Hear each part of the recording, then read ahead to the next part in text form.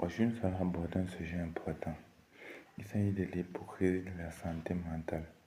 Aujourd'hui, beaucoup de personnes n'arrivent pas à exprimer ce qu'ils ressentent réellement. Ils n'arrivent pas à dire ce qu'ils pensent réellement. Ils ne peuvent pas dire ce qu'ils pensent réellement. Ils disent à l'extérieur que tout va bien. Pourtant, ils souffrent à l'intérieur. Beaucoup de personnes aujourd'hui gémissent. Ils ont du mal. Ils souffrent de groupes affectifs. Ils n'arrivent pas à déclarer cela ouvertement. Pourquoi? Parce qu'ils ont peur des reprimandes. Ils sont aussi habitués aux mensonges extérieurs. On se ment à soi-même pour prouver aux autres à l'extérieur que nous sommes forts. Mais qu'est-ce que la vraie force? Est-ce ne pas reconnaître ses peines? Est-ce ne pas reconnaître ses défauts? Est-ce continuer à dire que tout va bien lorsque nous sommes rongés par nos démons? Nous servirons de deux chansons pour examiner en profondeur le pourquoi du comment, pour examiner en profondeur ce qui fait souvent en sorte que certaines personnes, malgré leur souffrance, malgré leur douleur, préfèrent pleurer en silence que de dire aux gens ce qu'ils ressentent réellement.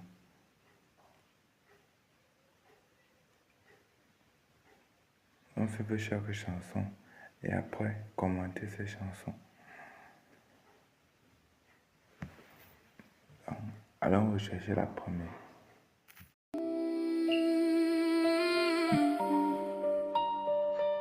On marche dans un monde qui pointe du doigt ceux qui ne rentrent pas dans les mêmes pas. Des mots trop durs, des rires trop froids, comme si la différence faisait la loi. On oublie que sous chaque apparence, un cœur fragile attend sa chance. On juge sans voir la souffrance, on blesse en criant l'indifférence. Et si l'humain devenait plus gentil, s'il regardait un peu ce qui est lui, avant de juger, avant de frapper, avec des mots qui font saigner. Et si l'humain ouvrait ses yeux sur la beauté de ce qui est différent, au lieu de jouer à être mieux, au lieu de faire mal inutilement. Yeah. Il y a des âmes lentes, des âmes blessées, des corps fragiles, des cœurs trop vrais, des esprits libres qu'on a enfermés dans des étiquettes jamais méritées. On dit normal comme une frontière, on dit bizarre comme une condamnation, mais qui décide de la lumière et de la forme de l'émotion? Et si l'humain devenait plus gentil, avant de parler sans réfléchir, qu'il se regarde dans son miroir avant d'apprendre à punir? Et si l'humain changeait de ton, au lieu de nourrir sa colère, la vraie force c'est le respect, violence ordinaire. Regarde-toi dans ton miroir avant de juger les chemins des autres. Ta peur n'est qu'une autre histoire, ton jugement une armure trop étroite. Ceux qui blessent avec des mots portent souvent leur propre chaîne. On ne guérit pas son ego en ajoutant de la peine. Et si l'humain devenait plus humain, plus conscient de ses propres ombres, moins cruel, plus simple, plus vrai, dans un monde qui se désombre. Et si l'humain apprenait enfin que la différence est une richesse, que le monde serait plus beau demain, avec un peu plus de tendresse, deviens plus doux, deviens plus vrai.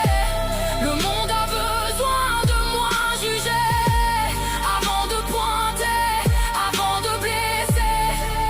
Apprends d'abord à te regarder. Chaque mot peut sauver, chaque mot peut détruire. Alors choisissons des mots pour enfin nous réunir. Parce que demain commence ici. dans la façon dont on se parle aujourd'hui.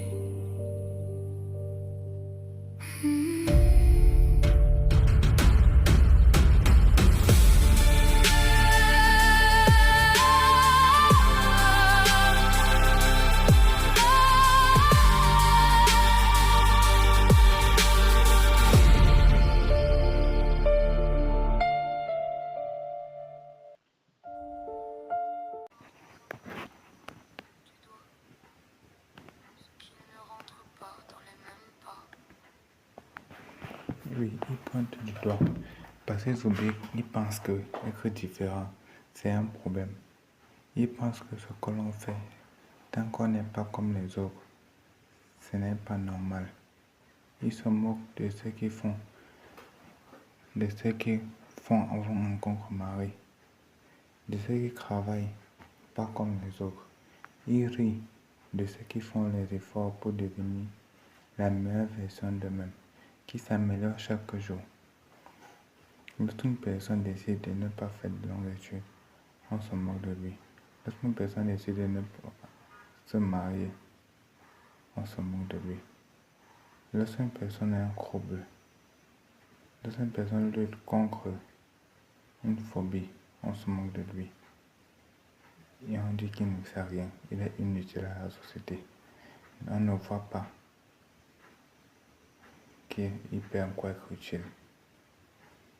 C'est pour ça que on lance des mots trop durs, des rires trop froids, comme si la différence faisait la loi. On oublie que sous chaque apparence, un cœur fragile attend sa chance.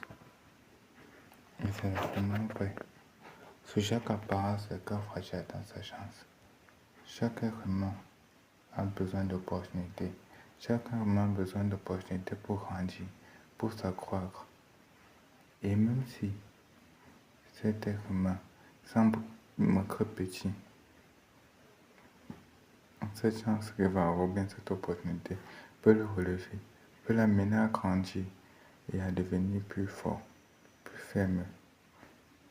En réalité, nous tous nous sommes faillibles, nous sommes poussières.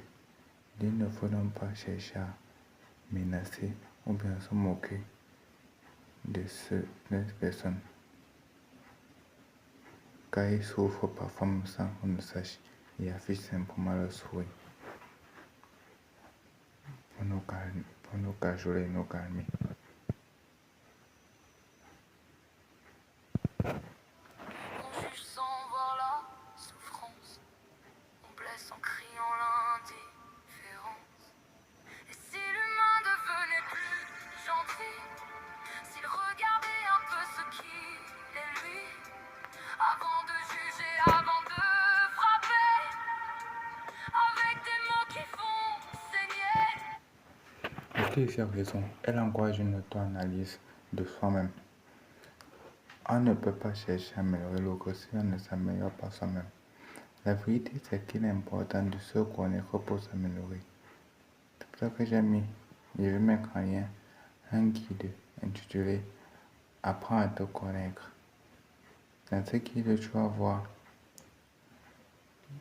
comment tu peux faire une auto-analyse de toi en fonction de qui tu es, de ce que les autres pensent de toi et ce que tu veux devenir. Il est important de t'analyser constamment pour voir si c'est que notre attitude vis-à-vis des autres ne relève pas un manque de mépris, une façon de les décourager ou bien de leur faire trébucher. La vérité, c'est que plus ce qu'on dit sort de notre cœur, si c'est qu'on dit des moqueries, des railleries, c'est qu'en réalité, parfois, c'est de la haine. Parfois, ce n'est pas de la haine envers les autres, mais c'est la haine du fait que on n'a pas pu saisir les opportunités que d'autres personnes ont eues. Et on est même prêt à les juger, à juger les faibles. Pourtant, ils souffrent à l'intérieur d'eux. Il faut donc s'examiner personnellement pour savoir qui on est réellement afin de mieux se construire chaque jour. Et si l'humain ouvrait ses yeux sur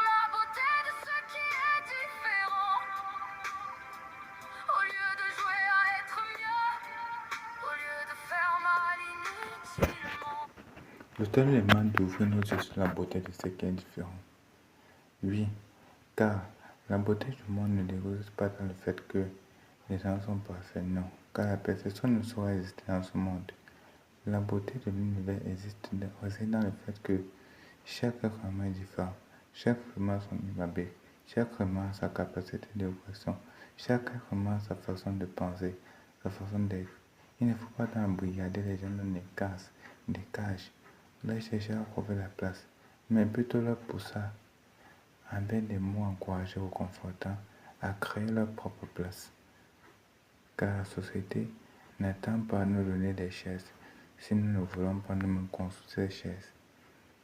Il faut donc voir le mélange ou la mixture des êtres humains, des personnalités humaines, non pas comme un défaut interne de la société, mais plutôt comme une beauté.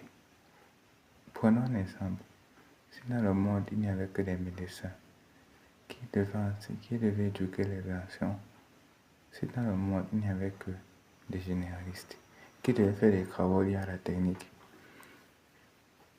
il faut se rappeler que on est dans un monde où il existe une complémentarité. Une complémentarité, ça veut dire que chaque chose a un impact sur l'autre. Les scientifiques ne peuvent pas dire qu'ils n'ont pas besoin des terrains. Les terrains ne peuvent non plus dire l'inverse. Parce que dans le monde actuel, ils se complètent.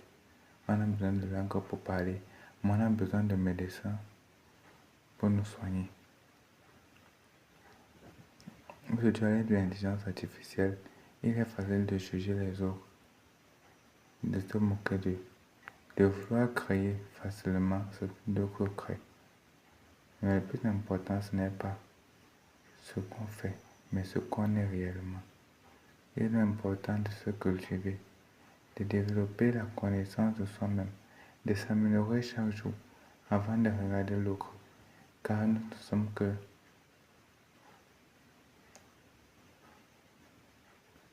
sommes que l'autre. Il faut donc cesser de pointer du doigt la personne, les autres, les gens qui souffrent, qui ont mal, qui sont désespérés, qui souffrent de dépression, de crise et qui ont envie de mourir. Mais il faut peut-être leur tendre les mains, les relever, car chaque histoire reste, chaque histoire peine n'est pas que le découragement, c'est une force, une puissance qui nous pousse à dire, à aller de l'avant, à continuer à nous améliorer chaque jour et à devenir la meilleure version de nous-mêmes. Car rien ne nous rassure que nous pouvons tomber, que nous n'allons jamais tomber au bas de l'échelle.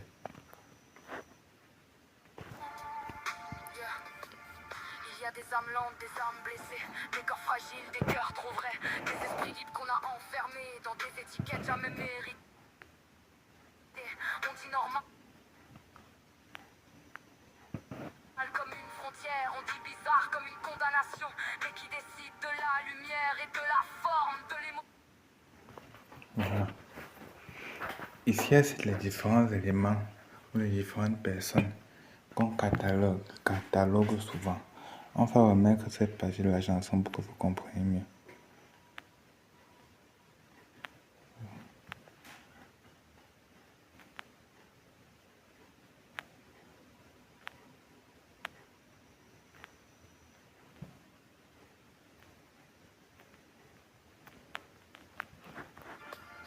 Il y a des âmes lentes, des âmes blessées, des corps fragiles.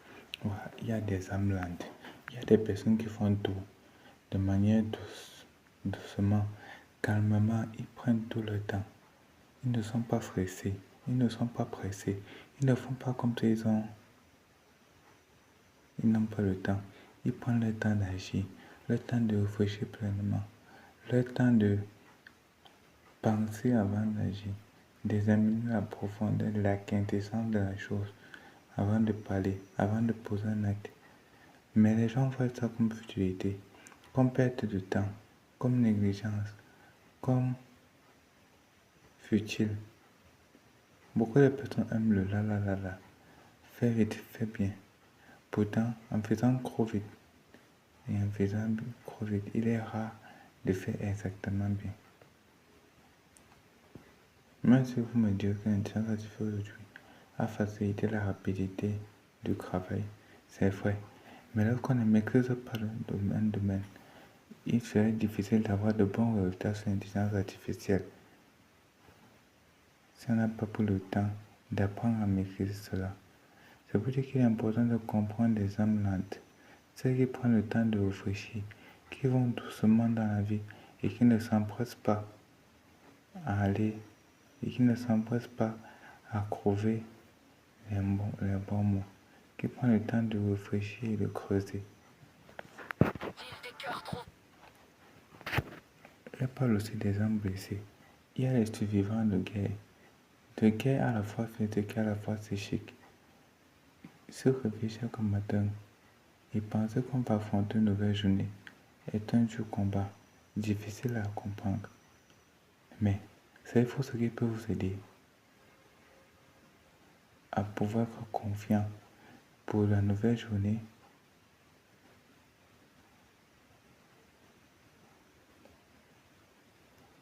Enfin, vous pouvez faire le test de la journée. Qu'est-ce que le test de la journée concerne? C'est un test qu'on fait le matin et on fait la nuit avant de dormir. Quand tu te réveilles le matin, prends une feuille, écris tous tes objectifs que tu t'es fixé.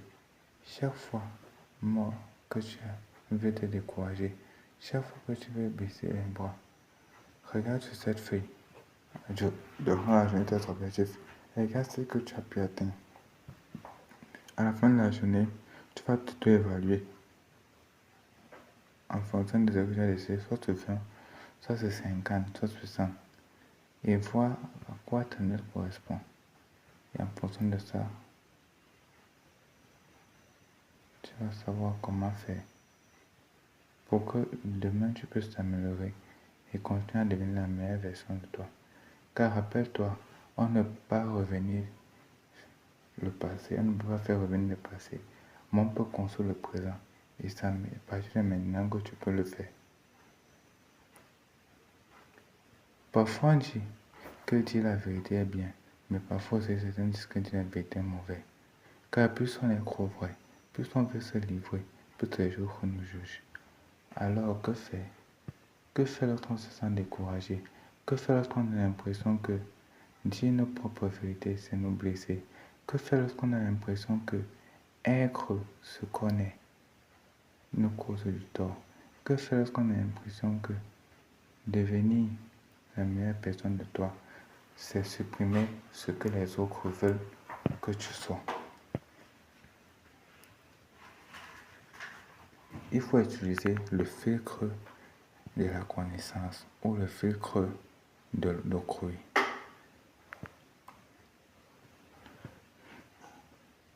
Rappelle-toi que tes amis ne sont pas tes camarades, tes amis ne sont pas tes collègues, tes amis proches, intimes ne sont pas tes amis vulgaires, tes copains ne sont pas tes amis, les là ne sont pas tes amis. Il faut faire une grande distinction entre les deux, leur jeter dans un filtre en fonction de leurs actions et ce qu'ils pensent de toi. Il n'est pas encore de dire c'est d'haïr les gens, non, car tout être humain mérite de l'amour, de l'affection, de la joie, de la compassion et de pleine miséricorde. Mais on demande ici de créer des personnes qui ont l'impact sur nous. Aujourd'hui, avec les réseaux sociaux, il est facile d'avoir des amitiés, d'avoir des amis, dit-on entre guillemets, mais qui sont réellement ces amis?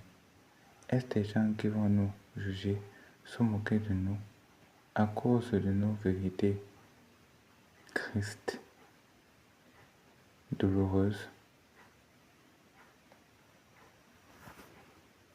Il faut donc prendre le temps de réfléchir à cela, de juger nos amis avant de leur dire ce que nous pensons réellement. Car la vérité, c'est que la liberté ne découle pas du fait de ne pas se plaindre, mais découle du fait de choisir à qui nous allons livrer notre cœur.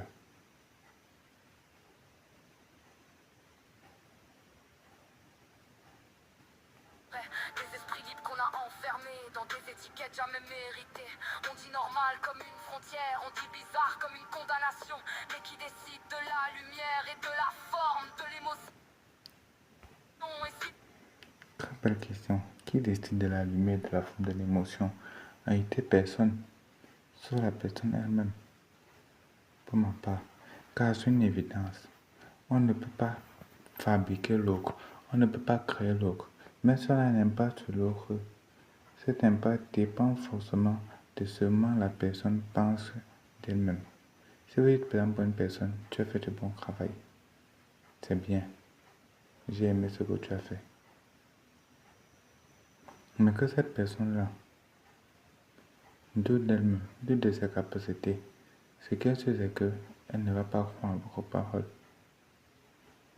Mais si elle a confiance en elle, elle sera contente, fière. Ce nom peut dire quoi? C'est pour dire que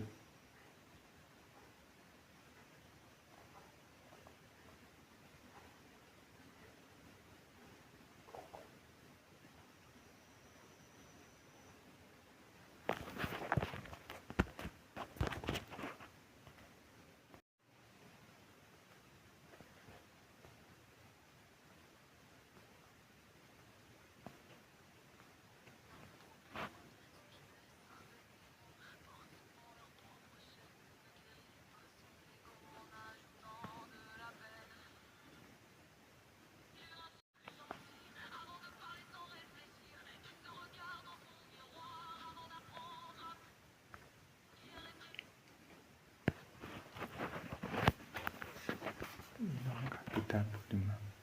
De prendre le temps de s'auto-analyser, de prendre le temps de réfléchir et de voir qui il est réellement. De ne pas seulement passer le temps de dénigrer l'autre, car dénigrer l'autre, c'est se dénigrer soi-même. Il faut donc graver toute sa personne pour devenir l'être qu'on a envie de devenir, pour devenir cette version de soi qu'on veut devenir. Car l'homme n'est pas une chose fixe, c'est un être à devenir. Il faut donc faire mourir nos tares, nos défauts, qui nous poussent à juger les autres. Et nous regarder dans un miroir franchement et nous dire, celui que je suis réellement, c'est cette version que je vais devenir. Il ne s'agit pas là de supprimer complètement nos défauts, mais plutôt de s'affaiblir au point où ces défauts nous aident à cultiver des qualités qui vont faire briller, de quitter les ténèbres à la lumière et de développer cette ombre lumineuse que nous sommes. Il faut nous regarder dans le miroir. Chaque matin, regarde dans le miroir et dis-toi, suis-je en train de devenir la personne que je veux devenir? Si ce n'est pas le cas, prends un papier et écris celui que tu étais hier, ce que tu es maintenant. Essaie de faire la différence. Essaie de voir ce que tu veux changer pour devenir la meilleure version de toi demain. Car plus on travaille, plus on s'améliore. Et plus on s'améliore, plus on cesse de juger les autres sous le coup de l'apparence. Mais on développe une communication claire et vraie.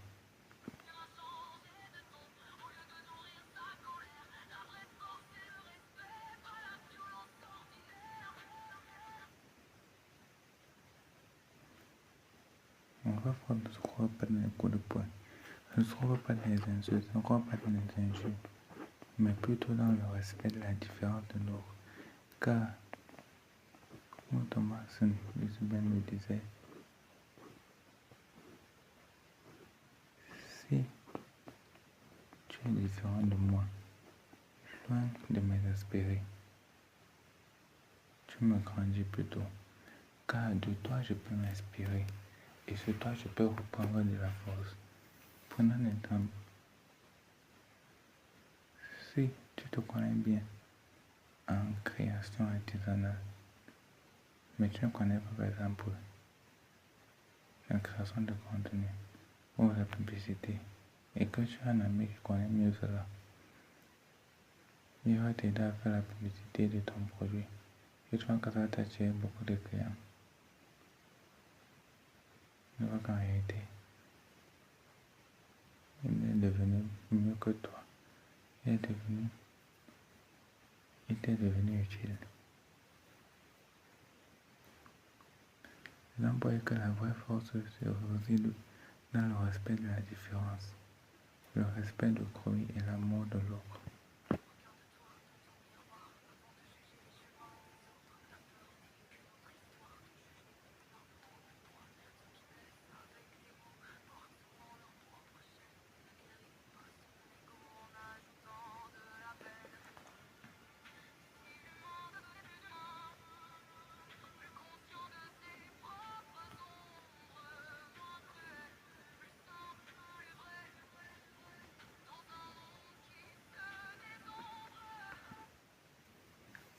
J'aime bien cette phrase, si l'humain devenait plus humain,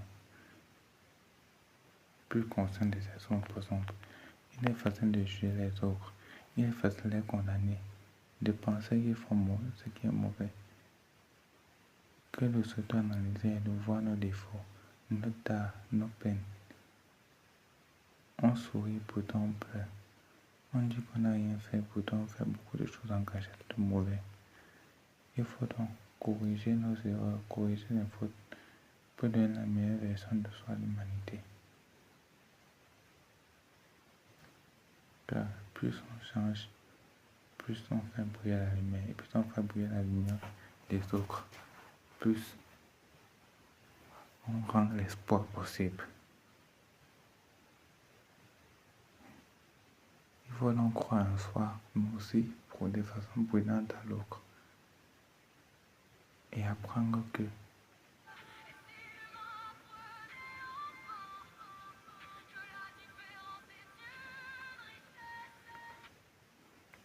différence est une richesse. Quand on ne peut pas tout savoir, on ne peut pas tout connaître. Imagine un peu, si tous les fruits étaient blancs, ou si tous les repas étaient blancs, tous les chaussures étaient blancs, comment la vie devait être? Les naze, bête, bizarre, moche. C'est un prophète qui a une différenciation, qui a plus une pluralité de couleurs, une pluralité d'être, rend la vie agréable. Alors, au lieu de te moquer des autres, au lieu d'avoir peur des autres, au lieu de douter des autres, prends plutôt le temps de réfléchir comment t'adapter à eux. Pour cela, dis-toi que chaque semaine, tu vas passer un jour avec une personne différente de la société, que ce soit sur le plan physique, sur le plan émotionnel ou sur le plan intellectuel. Car plus on se rapproche des autres, plus on grandit, et plus on grandit, plus on devient celui qu'on a pensé être.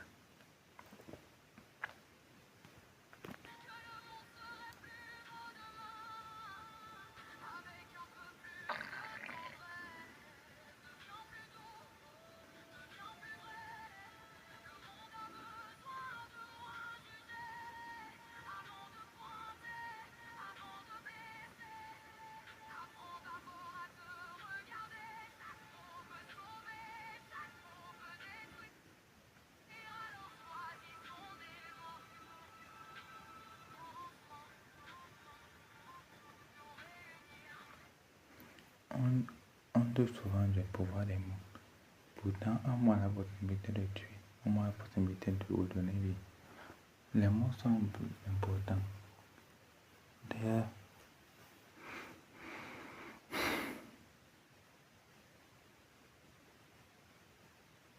les mots sont comme des armes pour éliminer les mots. Lorsqu'on parle des mots, les mots peuvent nous consoler, nous apaiser. Elles peuvent nous faire pleurer, nous agrister. Il faut donc bien choisir nos mots lorsqu'on parle d'autres. C'est que quand tu as un sentiment de tristesse, de peine, que tu lui dis à casser un petit rox, tu pleures pour rien, ça va aller, c'est rien, bouge. Par exemple, pourquoi que c'est juste des mots, c'est juste des mots, je ne sais rien, je ne sais rien. Mais au fond, ces mots-là peuvent amener la personne à réfléchir, à se culpabiliser et aller même jusqu'au suicide. Ce qui est important, d'apprendre à se taire lorsqu'on n'a rien à dire de bon, de positif à quelqu'un qui souffre, qui a mal, que de juger ses peines et ses maux, ses douleurs et sa souffrance.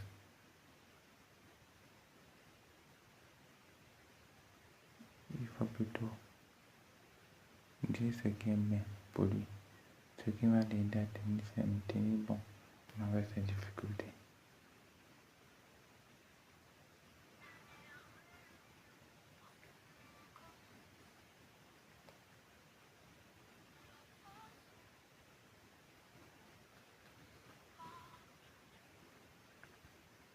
Il faut se demander quelle est la façon dont je parle à l'autre. Comment je parle à l'autre? Est-ce que je parle à l'autre? Est-ce que je parle la même chose? Est-ce que je parle à l'autre?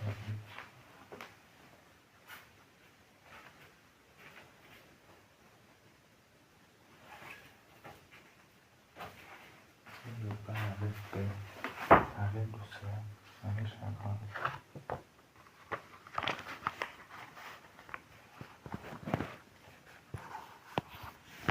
Voici quelques solutions pour pouvoir bien communiquer avec quelqu'un, bien parler. Il est important de s'intéresser à l'autre.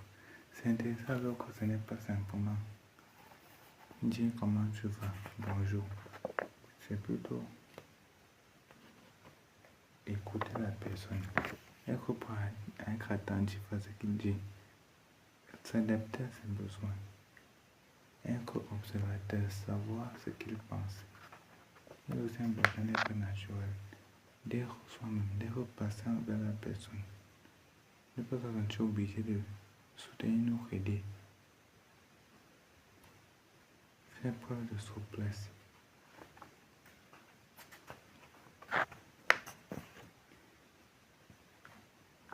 Être bon, agir avec bonté. Respecter la personne, ne pas faire penser qu'on connaît beaucoup ou qu'on sait tout. Il est important de se mettre à la place de la personne. Pour une personne qui souffre, qui gémit, qui a mal, au lieu de se moquer de la personne fait de l'aide, fait de l'encouragement.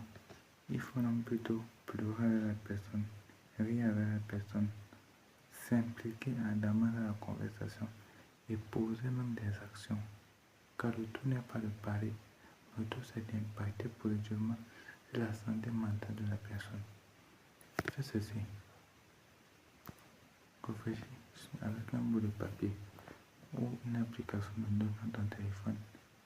Quand est la dernière fois que tu as posé une personne qui souffre de dépression ou bien une personne qui souffre d'une maladie quelconque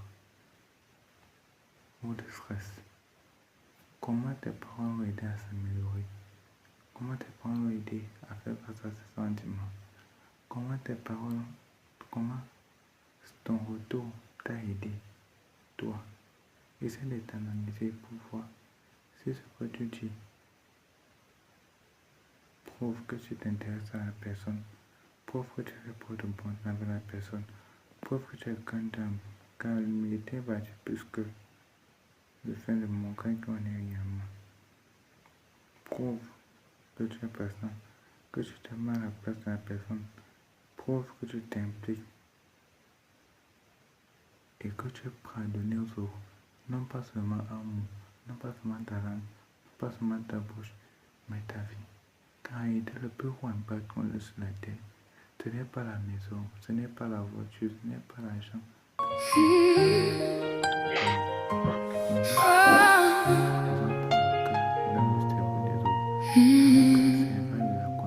Je parle peu mais j'entends tout.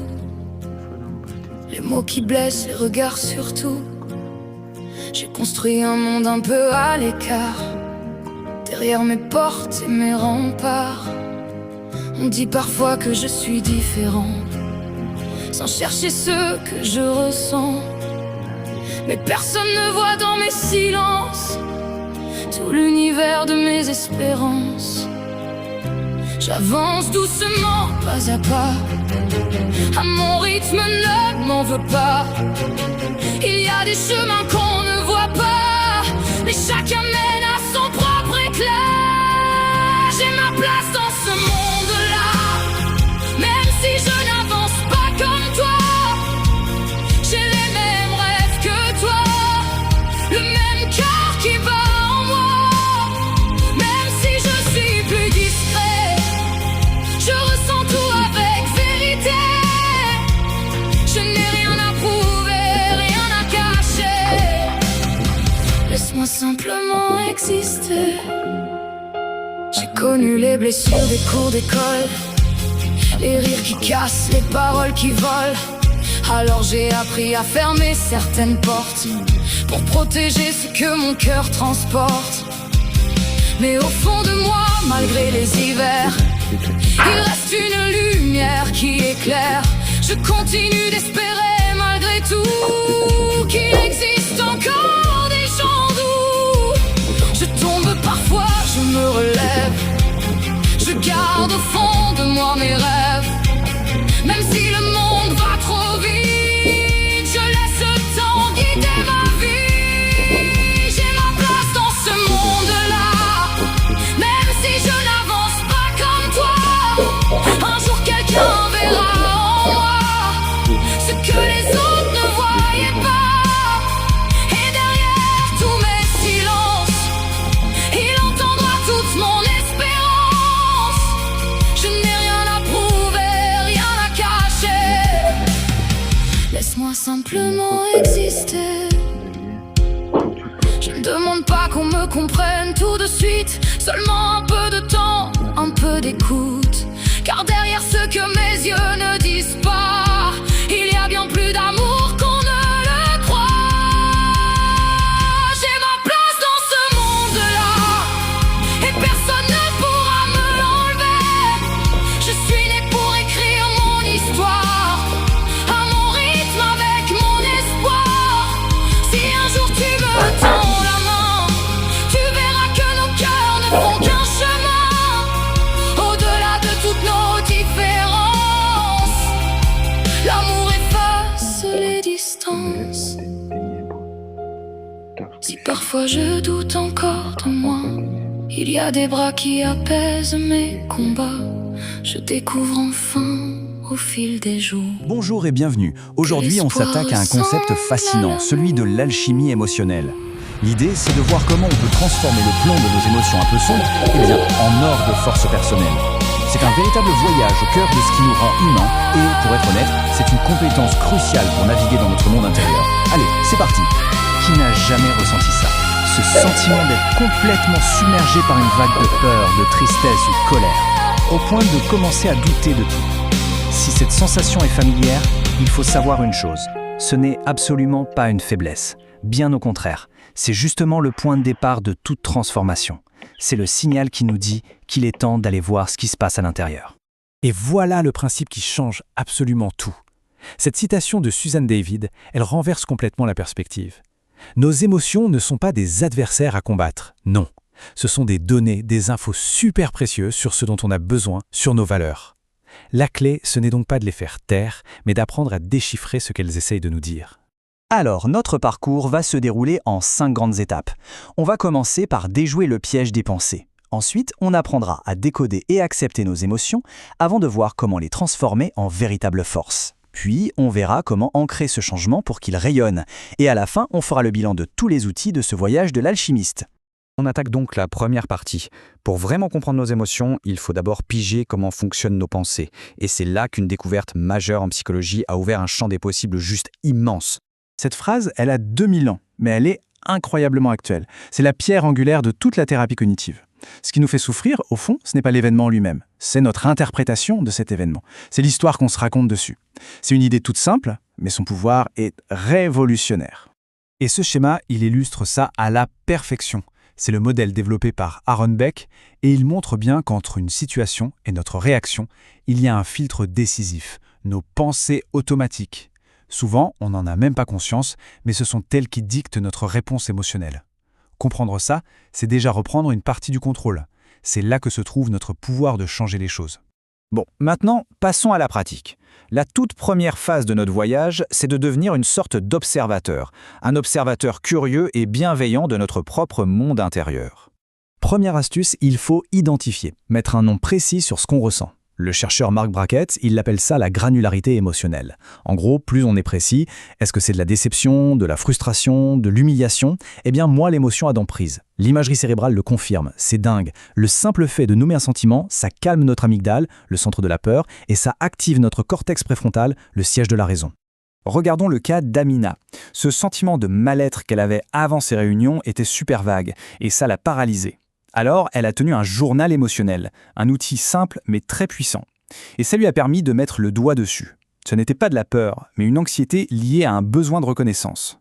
Une fois la source nommée, elle a pu agir et regagner en efficacité. Une fois l'émotion nommée, on passe à l'astuce numéro 2. On se transforme en détective. On va interroger les pensées qui ont déclenché tout ça. Le modèle ABC d'Albert Ellis est un super guide pour ça. A pour l'événement, B pour nos croyances sur cet événement, et C pour la conséquence émotionnelle. Le vrai travail de l'alchimiste, c'est de challenger le B, cette fameuse croyance. L'histoire de Jean-Baptiste est un exemple parfait. Après un échec pro, sa pensée automatique, c'était « je ne suis pas compétent ». Point. Mais en interrogeant cette croyance, en la questionnant vraiment, il a fini par réaliser qu'un seul événement ne définissait pas sa valeur en tant que personne. Ce questionnement lui a permis de séparer l'échec de son identité. Et ça lui a donné la force de rebondir. Et ça, c'est l'outil concret pour appliquer cette technique, le compte-rendu des pensées. C'est une méthode super structurée pour mettre nos pensées à l'épreuve des faits. On décrit la situation, on note l'émotion, on identifie la pensée, mais le point crucial, c'est de lister de manière objective l'épreuve pour cette pensée et l'épreuve contre. Ça nous force à trouver une conclusion plus nuancée et surtout plus réaliste. La troisième astuce, elle peut sembler un peu contre-intuitive. Il s'agit d'accepter. La thérapie d'acceptation et d'engagement nous apprend que se battre contre une émotion, ça ne fait que la rendre plus forte. Accepter, attention, ce n'est pas se résigner, c'est un acte de courage. C'est laisser l'émotion être là, sans la juger, un peu comme on observerait un nuage passer dans le ciel. Cette citation de Jung, elle résume tout parfaitement. En arrêtant de se battre contre soi-même, on libère une énergie folle. Et c'est dans cet espace de non-résistance que l'émotion peut enfin livrer son message, se dissiper ou même se transformer. Ok, on quitte maintenant la phase de l'observateur pour entrer dans celle de l'acteur. Là, il ne s'agit plus seulement de comprendre ce qui se passe, mais bien d'agir et de se renforcer de l'intérieur. Astuce numéro 4, transformer ses émotions en carburant. La chercheuse Kelly McGonigal a montré que les gens qui voient le stress non pas comme une menace, mais comme une source d'énergie, sont beaucoup plus résilients. La frustration peut devenir un moteur pour innover, la déception une leçon pour avancer. L'histoire de Rodrigue est une illustration magnifique de ça. Face à des rejets, il a canalisé sa colère et sa honte dans sa musique. Cette énergie brute, au lieu de le détruire, est devenue sa force, sa signature artistique. Il a littéralement transformé son plomb en or. C'est de l'alchimie parfaite. L'astuce numéro 5 est absolument fondamentale. Il faut penser à soi. On ne peut pas gérer des émotions complexes si nos besoins les plus basiques ne sont pas comblés. Le sommeil, l'alimentation, l'exercice, c'est la base de notre équilibre émotionnel. Et à ça, on ajoute l'autocompassion, se traiter soi-même avec la même bienveillance qu'on aurait pour un ami qui traverse une mauvaise passe. Cette métaphore, elle dit tout. Prendre soin de soi, ce n'est pas de l'égoïsme, c'est la condition sine qua non pour pouvoir interagir sainement avec le monde et pour pouvoir soutenir les autres. Il faut d'abord remplir son propre vase pour avoir quelque chose à donner. On arrive à la dernière phase de notre parcours. Comment on fait pour solidifier cette transformation et pour que ça bénéficie aussi à notre entourage? C'est la phase de l'intégration. La 6e astuce, c'est de prendre conscience que notre état intérieur a un impact direct sur l'extérieur. Grâce à ce qu'on appelle les neurones miroirs, nos émotions sont contagieuses. En gérant ses propres émotions, on devient un pôle de stabilité pour sa famille, pour son équipe.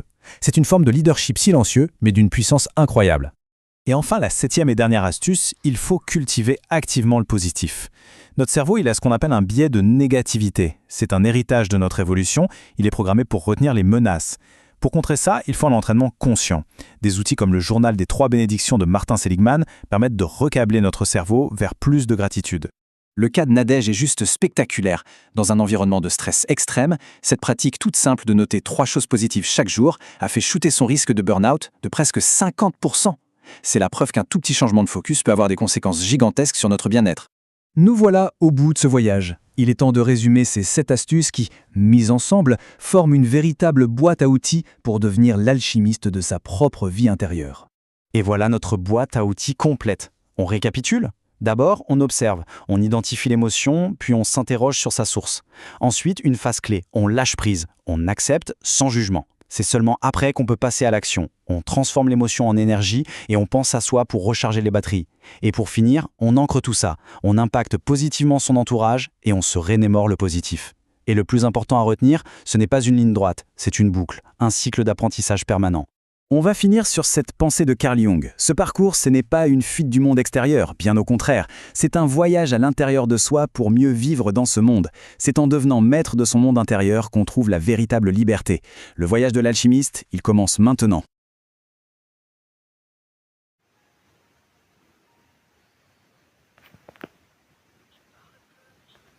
Les personnes ont l'impression que ceux qui souffrent, ceux qui ont mal, ils n'ont pas leur place. On les rejette, on se moque d'eux, on critique. Et on oublie qu'en réalité, ils ne sont pas différents de nous. Ce sont des êtres à part entière. C'est dans cet objectif d'abord que le système éducatif aujourd'hui pour l'inclusion, le fait d'accepter l'autre, ses différences, ses qualités et ses joies, ses peines.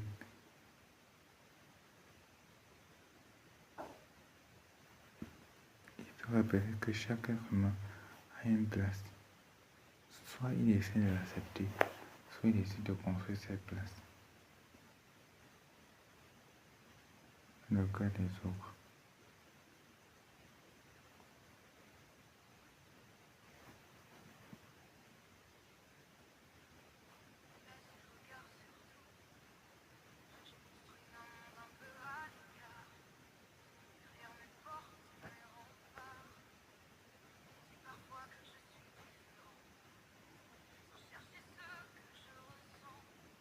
Et c'est vrai, ils pensent que la différence est un problème, que la différence est un vilain défaut, qu'il faut s'adapter à ce que les autres sont automatiquement.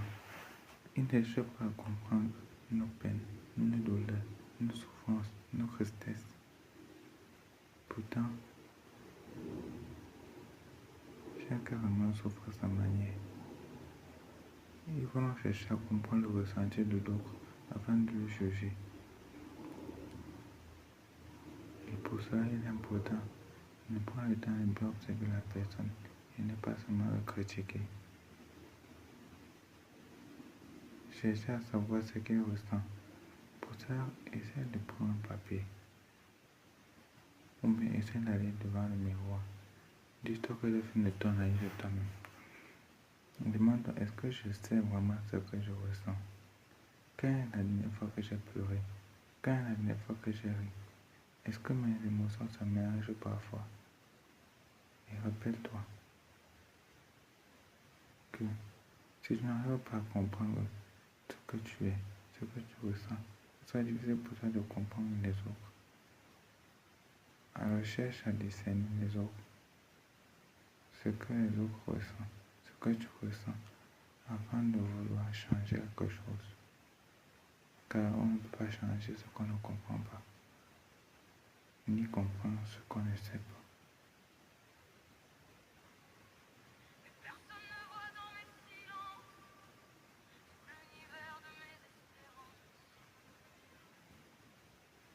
Et l'espoir est la seule chose qui peut sauver. Car plus on espère une chose, plus on est sûr qu'elle se réalisera. Mais elle ne peut pas se réaliser sans rester les bras fixés, figés. Il faut travailler chaque jour pour pouvoir continuer à être ce que l'on veut devenir. Il faut travailler la persévérance, voilà, la vraie espérance.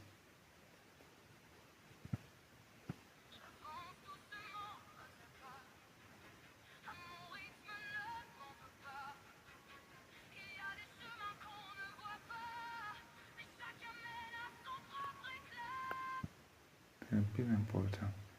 Éclairer l'univers, éclairer le monde, c'est éclairer soi-même. Peu importe le chemin qu'on prend. En fait, la vie est une route qui a plusieurs chemins, mais une seule destination. Soit on réussit, soit on casse tout. C'est chacun de décider ce qu'il fera. Mais le plus important, c'est de bien utiliser sa conscience et son libre arbitre. Et ce, que remarque cela, peu importe si les déficients visuels, mentales ou psychiatres, peu importe, nous tous nous sommes des êtres humains, utiles à la société, dans une certaine façon, une certaine mesure. C'est pour ça que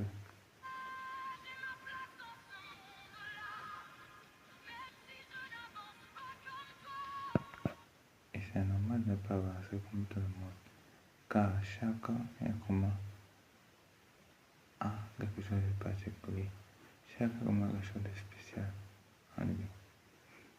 Ceux qui sont par exemple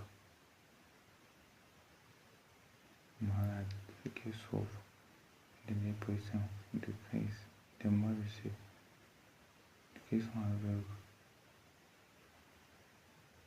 sourds, muets, ils ont parfois la possibilité de développer d'autres capacités qu'un être ordinaire n'a pas.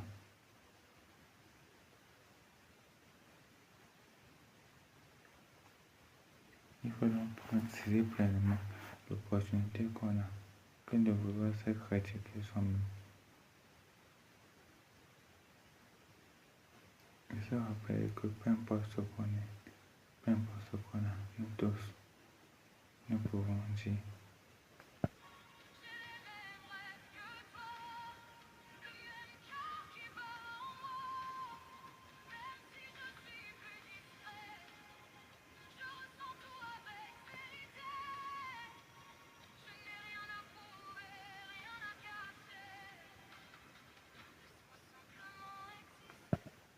c'est ça la différence. On se moque de ceux qui souffrent, de ceux qui ont mal. On oublie que tout est possible.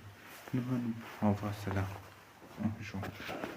On ne sait pas quand on devient aveugle, on ne sait pas quand on devient boiteux, on ne sait pas quand on devient malade mental, quand on devient fou. Surtout qu'à nos pays en Afrique,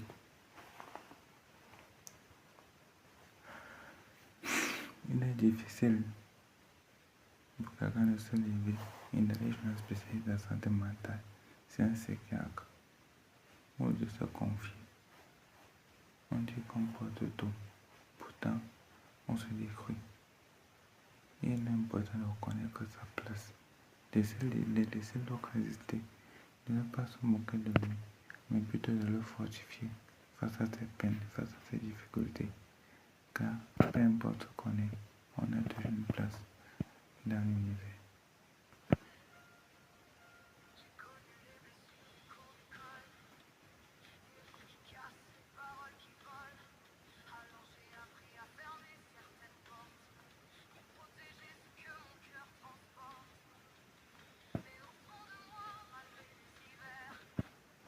Exactement. Il y a des portes qu'il faut fermer, car si on ne le fait pas, on va s'auto-détruire. Et ça n'est pas une feuille. Et réfléchis à tout ce que je connais. Réfléchis à tout ce que tu sais. Et cette fois, celle qui te rend fier, celle qui t'agresse, celle qui te peine. Essaie de diminuer la quantité d'informations négatives que tu as. Le journal, par exemple, c'est bien. Mais est-ce que tu penses que ça va t'aider à rester joyeux dans ta vie de tous les jours? Si je n'ai pas le temps à montrer des peines, des douleurs, des tristesses, est-ce que tu penses que ça va t'aider par développer en toi de la haine, de la colère? Il faut voir les informations, certes, je suis d'accord, mais les voir fréquemment. C'est une option négative, triste, douloureuse, ou c'est une option qui n'est pas cadrée avec des normes pacifiques, peut t'amener à remplir, être rempli de peine, de douleur, de tristesse et de sentiments d'insatisfaction et même de culpabilité. Il faut donc suivre les informations, mais de façon consciente.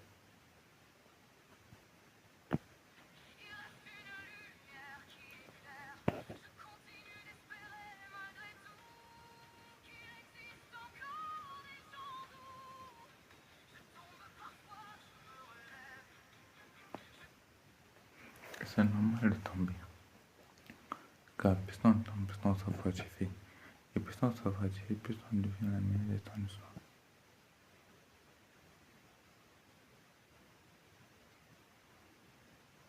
La plupart des grands, donc on a le vie, sont tombés plusieurs mille fois. De ces enfants, mais ils se sont relevés. Le plus important, ce n'est non pas de tomber, mais de pouvoir se relever et de se relever en étant encore plus meilleur, développer dans l'antifragilité.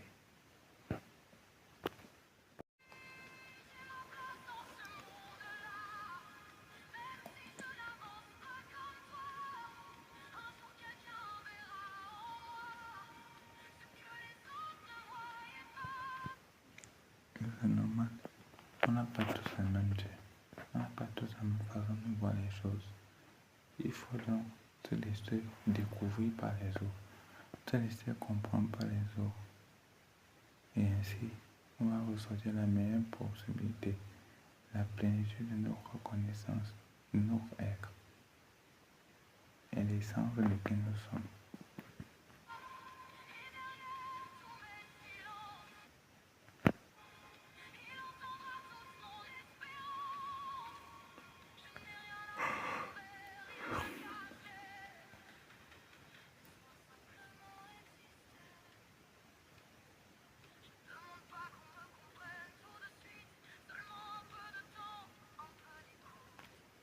Et ce qui est mon aujourd'hui. Aujourd'hui, c'est facile pour les gens de prendre le temps de te conseiller, parler. Moi, j'écoute rarement. Dès ta prochaine conversation, remettre le temps que tu parles et le temps que tu prends le temps d'écouter. Essaie de comparer et voir. Si tu parles beaucoup, pose-toi 3 questions. Est-ce que ce que je dis aide réellement la personne? Est-ce que ce que je dis prouve que je m'intéresse à la personne? Est-ce que si je prends moins de temps de parler et plus de temps d'écouter, ce que je dis sera plus impactant pour la personne?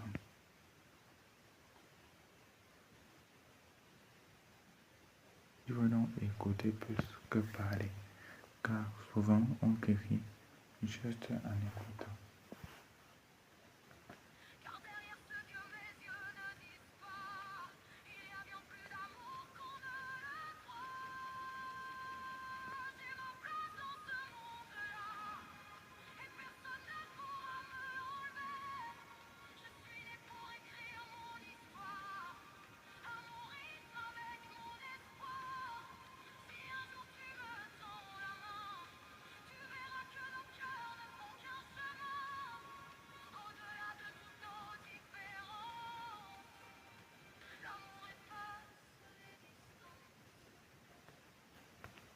C'est vrai.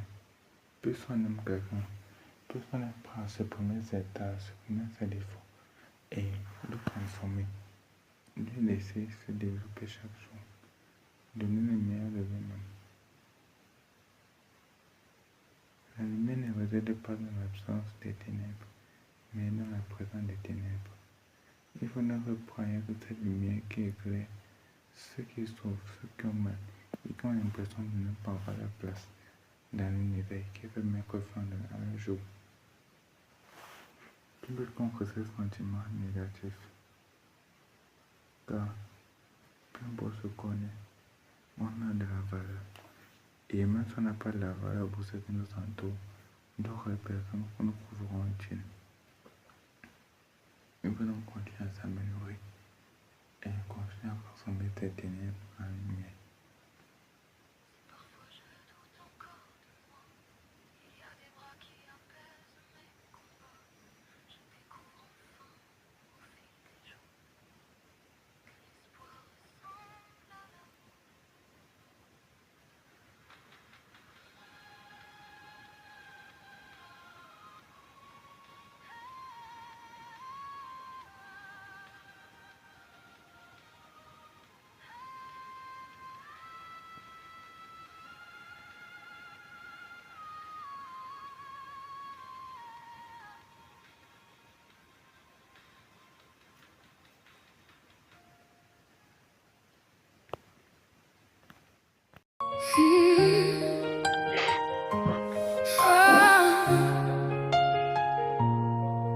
Je parle peu mais j'entends tout. Les mots qui blessent, les regards surtout. J'ai construit un monde un peu à l'écart, derrière mes portes et mes remparts. On dit parfois que je suis différent, sans chercher ce que je ressens. Mais personne ne voit dans mes silences tout l'univers de mes espérances. J'avance doucement, pas à pas, à mon rythme, ne m'en veux pas. Il y a des chemins qu'on ne voit pas, mais chacun mène à son propre éclat. J'ai ma place dans ce monde-là, même si je n'avance pas comme toi. J'ai les mêmes rêves que toi, le même cœur qui bat en moi. Même si je suis plus discret, je ressens tout avec vérité. Je n'ai rien à prouver, rien à cacher. Laisse-moi simplement exister. J'ai connu les blessures des cours d'école, les rires qui cassent, les paroles qui volent. Alors j'ai appris à fermer certaines portes pour protéger ce que mon cœur transporte. Mais au fond de moi, malgré les hivers, il reste une lumière qui éclaire. Je continue d'espérer malgré tout qu'il existe encore des gens doux. Je tombe parfois, je me relève, je garde au fond de moi mes rêves. Même si le monde va trop vite, je laisse le temps guider ma vie. J'ai ma place dans ce monde-là, même si je n'avance pas comme toi. Un jour quelqu'un verra en moi ce que les autres ne voyaient pas. Et derrière tous mes silences, il entendra toute mon espérance. Je n'ai rien à prouver, rien à cacher. Laisse-moi simplement exister. Je ne demande pas qu'on me comprenne tout de suite, seulement un peu de temps, un peu d'écoute. Car derrière ce que mes yeux ne disent pas, il y a bien plus d'amour qu'on ne le croit. J'ai ma place dans ce monde-là, et personne ne pourra me l'enlever. Je suis né pour écrire mon histoire, à mon rythme avec mon espoir. Si un jour tu me tends la main, tu verras que nos cœurs ne font qu'un chemin. Au-delà de toutes nos différences, l'amour efface les distances. Si parfois je doute encore de moi, il y a des bras qui apaisent mes combats. Je découvre enfin au fil des jours que l'espoir ressemble à l'amour.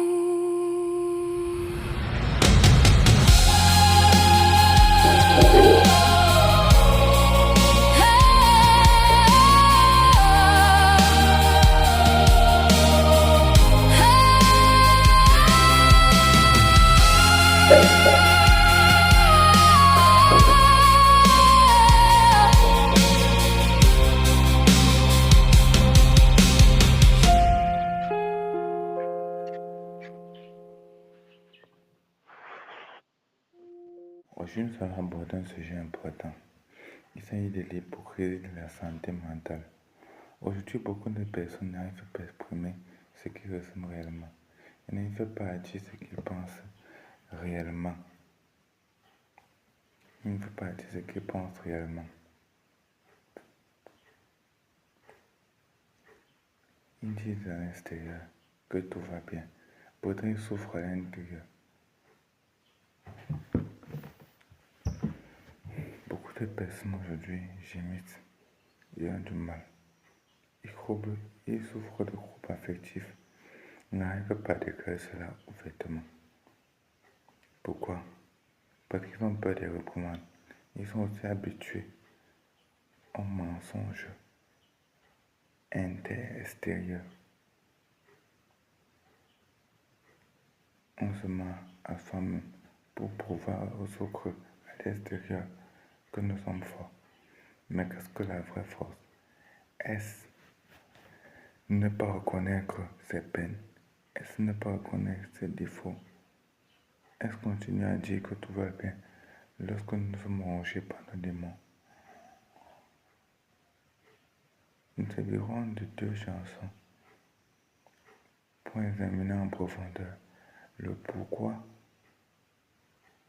du comment, pour examiner en profondeur ce qui fait souvent en sorte que certaines personnes, malgré leur souffrance, malgré leur douleur, préfèrent pleurer en silence que de dire aux gens ce qu'ils ressentent réellement.